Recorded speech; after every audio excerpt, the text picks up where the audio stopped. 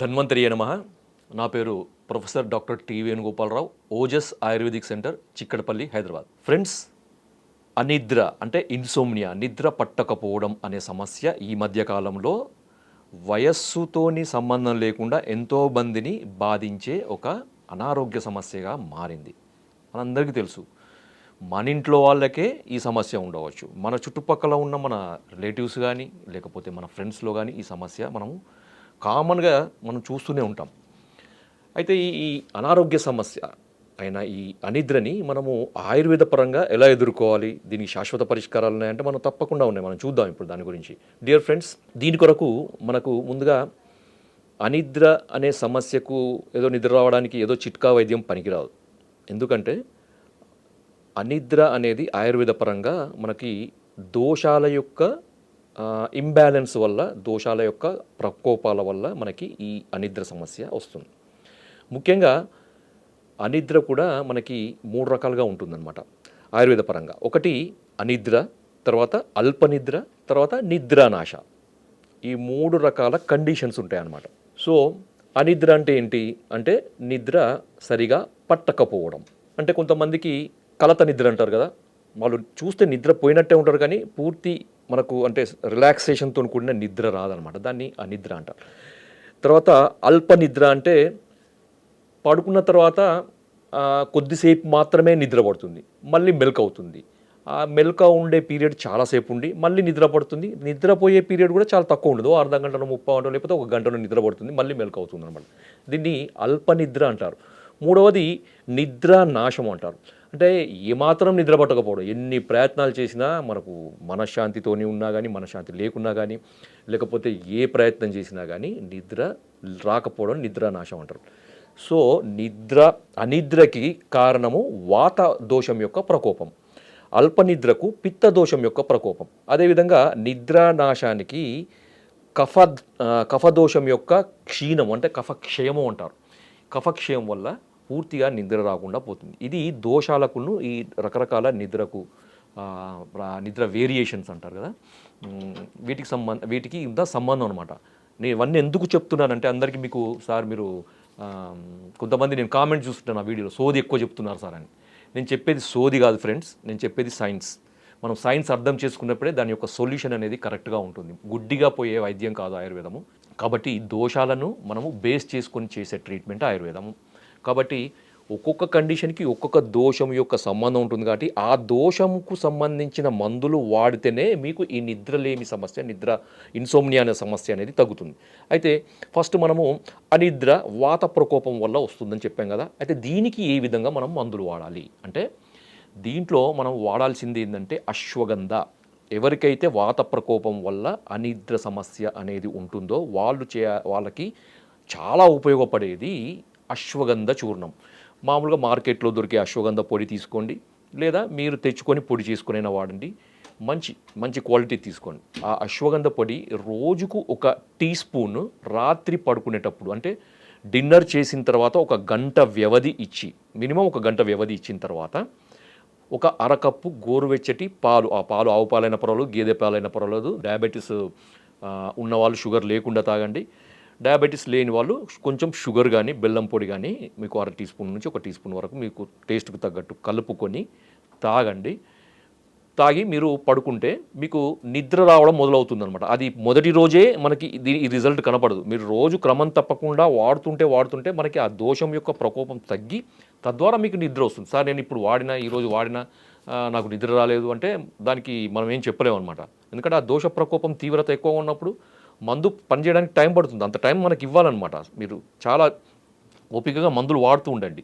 వాడడం వల్ల మీకు ఈ వాత ప్రకోపం వల్ల వచ్చే అనిద్ర అశ్వగంధ చూర్ణంతో తగ్గిపోతుంది. రెండవది అల్పనిద్ర. ఇంతకుముందు చెప్పాను కదా, అల్పనిద్ర అంటే తక్కువ మనకి నిద్ర రావడం అనమాట. అంటే 1 గంట సేపు నిద్ర రావడం, లేకపోతే అర్ధ గంట సేపు నిద్ర రావడం, మళ్ళీ మెలక రావడం, మళ్ళీ ఒక 2-3 గంటలకు నిద్ర పట్టకపోవడం. ఇవన్నీ కూడా మనకి ఈ పిత్త ప్రకోపం వల్ల మనకి అల్పనిద్ర అనే సమస్య అనేది వస్తుంది. దీని కొరకు చాలా అద్భుతంగా పనిచేసే మూలిక మనకి జటామాంసి అంటారనమాట. జటామాంసి దీని పేరు గుర్తుపెట్టుకోండి, జటామాంసి. అశ్వగంధ చాలామందికి తెలుసు, కానీ జటామాంసి చాలా తక్కువ మందికి తెలుసు. జటామాంసి ఇది హిమాలయాల్లో దొరికే ఒక మూలిక, దానికి సంబంధించిన వేర్లు. మనకు మార్కెట్లో కూడా జటామాంసి అని అంటారు, తెలుగులో కూడా జటామాంసి అంటారు. చాలా రకాల మనకి ఈ లాంగ్వేజెస్లలో కూడా, ఇండియన్ లాంగ్వేజ్లో కూడా జటామాంసి అనే పిలుస్తారు. ఆయుర్వేదంలో కూడా దీని పేరు జటామాంసి. దీని శాస్త్రీయ నామం కూడా నార్డోస్టాకిస్ జటామాంసి. ఇది మనకి మార్కెట్లో దొరుకుతుంది. దీని పొడి కూడా దొరుకుతుంది, లేదంటే మీరు పొడి చేసుకోండి, మార్కెట్లో తీసుకొచ్చి డైరెక్ట్గా పొడి చేసుకోండి.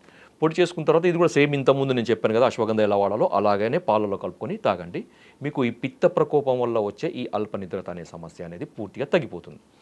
ఇంకా మూడవది నిద్ర నాశము, అంటే ఎటువంటి ప్రయత్నాలు చేసినా కానీ నిద్ర రాకపోవడము. ఇది చాలా తీవ్రమైన సమస్య అన్నమాట. దీని కొరకు చాలా రకాల మనము ప్రయోగాలు, ఔషధాలు, మందులు వాడాల్సి ఉంటుంది. దీంట్లో ఘృతం అంటే మనకి బ్రాహ్మీ ఘృతం కానీ, అశ్వగంధ ఘృతం ఇంతకుముందు చెప్పాను కదా. తర్వాత శతావరి మనకి చెప్పారు. ఈ శతావరి అంటే మనకు తెలుగులో కూడా శతావరి అంటారు, పిల్లి పీచర అని కూడా తెలుగులో అంటారు. ఈ పిల్లి పీచర చూర్ణాన్ని మీరు 2 స్పూన్లు ఒక కప్పు గోరువెచ్చని పాలలో కలిపి మీరు రాత్రిపూట పడుకుంటప్పుడు తీసుకోండి. ఈ కఫక్షయం అనేది మనకి తగ్గిపోయి కఫ వృద్ధి జరుగుతుందన్నమాట. కఫ వృద్ధి జరిగి మీకు మెల్లమెల్లగా మీకు ఈ నిద్రలేమి, ఈ నిద్రానాశం సమస్య అనేది తగ్గుతుంది. సార్ మరి ఇది చిన్న ఇవి కొన్ని మూలికా వైద్యాలు, కానీ డీప్గా మనకి సమస్య ఎక్కువగా ఉన్నప్పుడు, చాలా కాలం నుంచి మనకి ఇది బాధ పెడుతున్నప్పుడు ట్రీట్మెంట్స్ అన్నీ కూడా మారుతాయండి. కేవలం ఒక మూలికతోని కానీ, 2 మూలికలతోని కానీ, చిన్న వైద్యాలతో కానీ, చిట్కా వైద్యాలతో కానీ, గృహ వైద్యాలతో కానీ ఈ సమస్య తగ్గదు.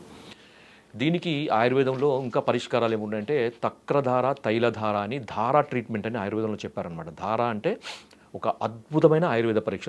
నిద్రకు సంబంధించిన సమస్యలు అవి మానసిక ఒత్తిడి వల్ల ఉండని, మానసిక కారణాలే ఉండనివ్వండి, లేకపోతే బీపీ సమస్య కానీ, ఇంకా ఇతరత్ర ఏదైనా అనారోగ్య సమస్యలు వచ్చే అనిద్ర సమస్య కానీ ఉండనియండి, దానికి ధారా ట్రీట్మెంట్ అనేది అద్భుతంగా పనిచేస్తుంది. ఇది ఆయుర్వేద సెంటర్లలో ఆయుర్వేద వైద్యుల పర్యవేక్షణలో చేసే వైద్యం అనమాట, ఎవరికి వారు చేసుకునేది కాదు. దీంట్లో ఏమవుతుందంటే రోగిని పడుకోబెట్టేసి పైనుంచి ఒక పాత్ర ఉంటుందండి. ఆ పాత్ర ఒక రంధ్రం ఉంటుంది. ఆ రంధ్రం నుంచి ఈ తైలం అనేది ధారలాగా మనకి నుదుటి మీద పడేటట్టు చేస్తారనమాట. సో ఆ నుదిటి మీద పడేది కూడా కంటిన్యూస్గా ఒక సింక్రొనైజ్డ్ మూమెంట్లో అది అటు ఇటు ఆ ధార పడేటట్టు మనకి ఒక పద్ధతి ప్రకారము ఒక చాలా నైపుణ్యంతో చేసే చికిత్స అనమాట ఇది. సో ఇది యూజువల్గా ఏంటంటే ఒక 40 నుంచి 45 నిమిషాల పాటు చేయడం జరుగుతుంది. ఇట్లో 5 రోజులు కానీ, 7 రోజులు కానీ, 9 రోజులు కానీ, 11 రోజులు ఇట్లా బేసి సంఖ్యలో వాళ్ళ యొక్క తీవ్రతను బట్టి కనుక చేస్తూ ఉంటే ఏంటంటే అద్భుతమైన ఫలితాలు ఉంటాయి. చాలా రిలాక్స్డ్గా మనకి పడుకుంటారన్నమాట. కొంతమంది ఎన్నో రోజుల నుంచి, కొంతమంది మనం చూస్తుంటాం 3 రోజుల నుంచి నిద్ర లేదు, 4 రోజుల నుంచి నిద్ర లేదు అని చెప్తూ ఉంటారు. అంటే ఇష్టమైన వాళ్ళు చనిపోవడమో, లేకపోతే ఇంకేదన్నా ట్రామా కానీ, లేకపోతే ఇంకేదన్నా కారణం కానీ నిద్ర అసలే పూర్తిగా నాశనం అయిపోతుంది, ఏమాత్రం నిద్ర పట్టదు. సో అలాంటి వాళ్ళు కూడా ఈ ధారా ట్రీట్మెంట్ చేస్తూ ఉంటే 2వ రోజుకో 3వ రోజుకో టేబుల్ ముందే నిద్రపోయే వాళ్ళని మేము ఎంతోమందిని చూసామన్నమాట. కాబట్టి అద్భుతమైన ఫలితాలని ఇస్తుంది ఇది. ఇంకొకటి ఏంటంటే అభ్యంగం, అంటే మనకి బాడీ మొత్తం జనరల్ బాడీ మసాజ్, దానివల్ల కూడా మనకి వాత ప్రకోపం, పిత్త ప్రకోపం పూర్తిగా కంట్రోల్ అయిపోయి మనకి బాడీ కండరాలన్నీ రిలాక్స్ అయిపోయి మనకి ఈ రిలాక్సేషన్ వల్ల కూడా మనం నిద్రపడుతుంది.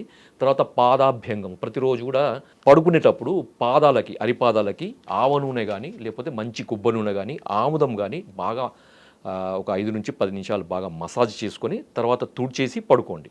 తర్వాత ఇంకొకటి ఏంటంటే ఆయుర్వేదంలో ఇంకొకటి తలం అంటారు అనమాట. అంటే తలకి నూనె రాసుకోవడం, నూనె పెట్టుకోవడం. అంటే మామూలుగా ఏదో మీరు జుట్టు సంరక్షణ కొరకు, లేకపోతే ఇతర రకాల ఈ చుండ్రు సమస్యకో వాడే తైలాలు కాదండి ఇవి. తల నూనెలు ఇవి, జుట్టు నూనెలు, హెయిర్ ఆయిల్స్ కాదు, హెడ్ ఆయిల్స్ ఇవి. ఈ హెడ్ ఆయిల్స్లో కూడా హిమసాగర తైలము, తర్వాత సుషుప్తి తైలము, అసనం బిల్వాది తైలము, అసనం మంజిష్టాది తైలము, ఇవి చాలా ఉన్నాయన్నమాట. ఇవన్నీ కూడా వైద్యుల సలహా మీదకే వాడాలి.